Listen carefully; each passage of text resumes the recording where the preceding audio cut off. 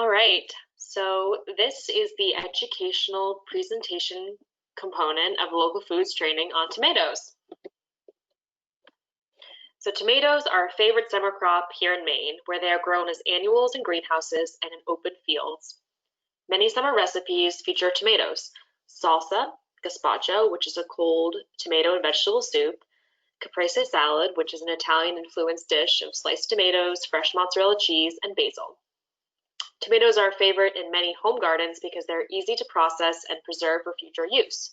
You will never hear somebody say that they have too many tomatoes if they're into preserving food, because they're pretty easy to can, whether it be whole tomatoes, tomato sauce, or you could even do sun-dried tomatoes. So it's definitely one of the most looked forward to ingredients available locally in the summertime.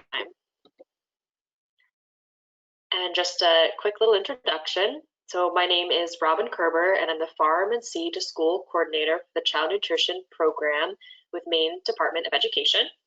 My main responsibility is to manage the Harvest of the Month program. And beyond that, I work to get locally grown, produced, caught, raised food into Maine schools. And my background is I'm a trained chef. I went to the Culinary Institute of America. And for the past 12 years or so, I've been working on a variety of different farms across New England. The photo there is me when I was dairy farming in Freeport. And so yeah, lots of different farming and cooking experience before getting this job about a year ago. So to complete this virtual local foods training, our original intent was to have these trainings be in person, but like everything else, it's shifted to be a virtual platform. And completion of this program makes you eligible for additional reimbursement with the local produce fund. So the first part of the training to complete is to watch this presentation in its entirety, and then is to watch all of the accompanying culinary videos that I've created, and to download and review all of the accompanying recipes that go with the videos, and ideally to incorporate them into your school menus and to source locally as best as you can. So some of the goals for this presentation. So this presentation is designed to help us all get a better, deeper understanding of tomatoes. I think that the more we know about the ingredients and products that we're using in our kitchens, the more comfortable we are in handling them, and the more likely we are to feel creatively inspired or excited to feature them. So we'll start with a simple product knowledge. What are the tomatoes? Where did they come from? We will learn about how tomatoes came to be a staple in many cuisines around the world, because this wasn't always the case. We'll go over the recipes that the accompanying videos show and discuss how to make tomatoes more approachable and fun for kids in our schools. Then we're going to wrap up the presentation by showing a highlighted tomato farm that actually grows tomatoes year-round here in Maine, and that will conclude this part of the training.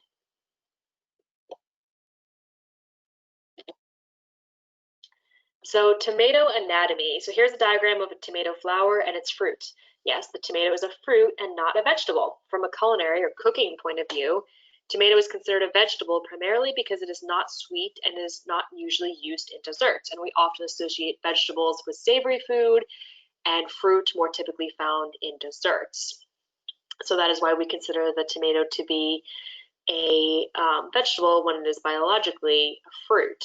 Though I will say that it really should stay with most savory dishes. I did try and compete in a recipe contest in college, and I created a sweet tomato pie that had some kind of meringue topping, and it was terrible, and it did not win because the tomato really does better when we treat it like a vegetable.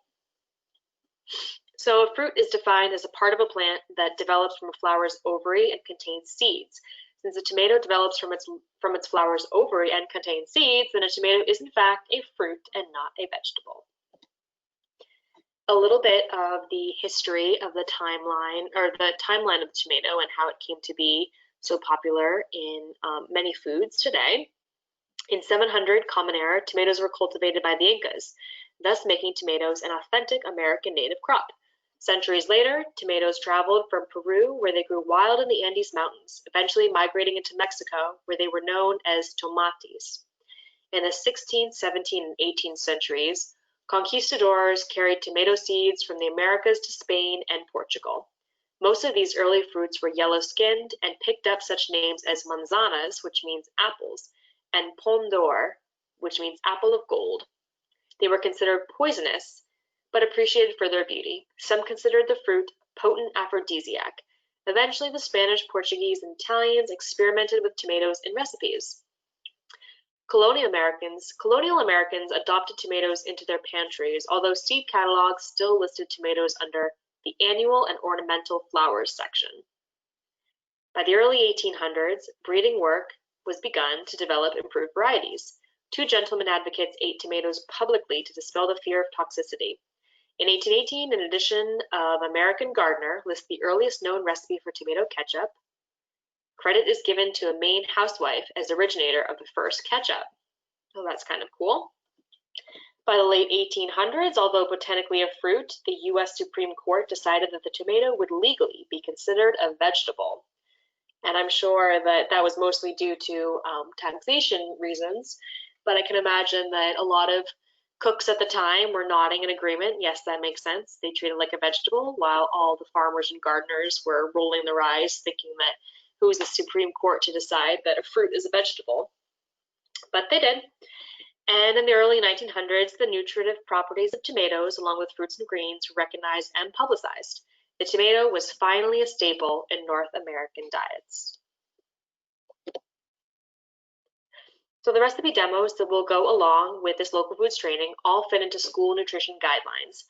Two of the recipes for cherry tomato and corn salad and a fresh salsa were developed as part of the Harvest of the Month program. And you can see here we have a picture of the fact sheet that we send out to all participating sites, and that includes some fun facts and some nutrition information, as well as these two recipes that we're going to be going over as part of the training. The other two recipes are grilled cheese with fresh tomato and spinach, and a baked vegetable dish that uses some great summer produce, including tomatoes, zucchini, and corn.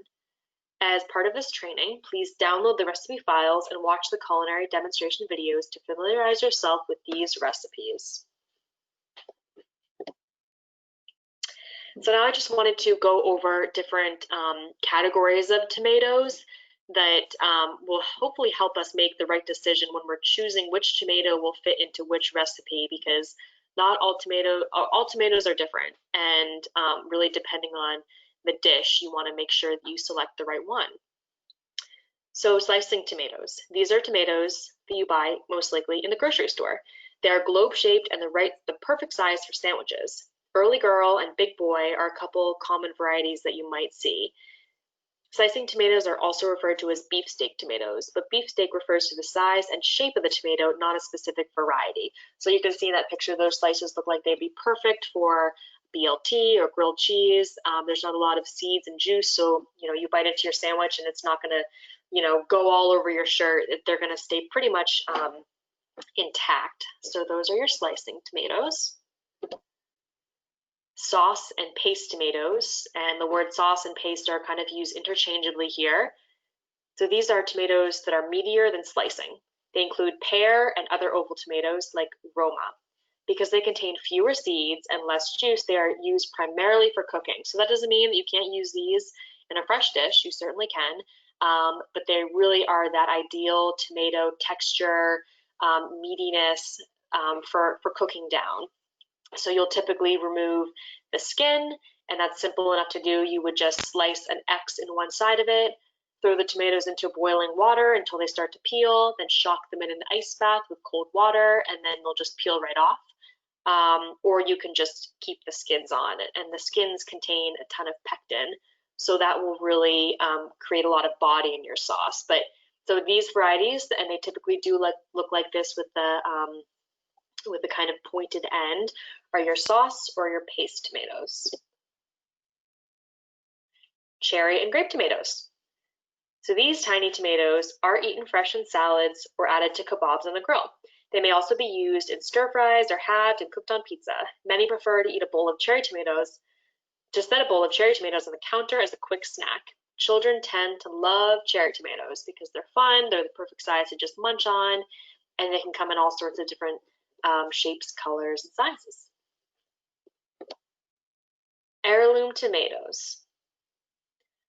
So I just wanted to kind of touch upon what heirloom means. So heirloom is a word that gets tossed around, but what does it actually mean? The seeds are what make an heirloom tomato an heirloom tomato. They are passed down from season to season, taken by the farmers from the tomato plants that produce the best fruit. This process allows farmers to select for certain desirable traits like juiciness, size, shape, or color. Heirloom tomatoes are also often open pollinated, which means that they are pollinated naturally by birds, insects, wind, or human hands. There's no weird sciencey genetic modification here. There's just patience, time, and creativity.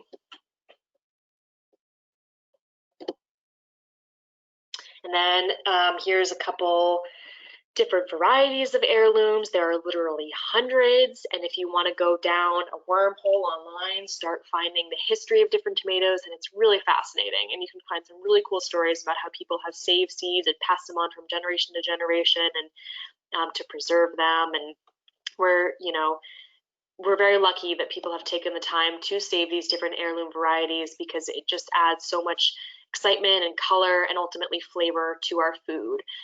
So I would highly recommend getting a different heirloom tomatoes into your kitchens, and maybe doing something where you could showcase them and do like a taste test with the kids, and talk about the different flavors. And I think it's really exciting to see that not all tomatoes are round and red, and they come in a huge variety.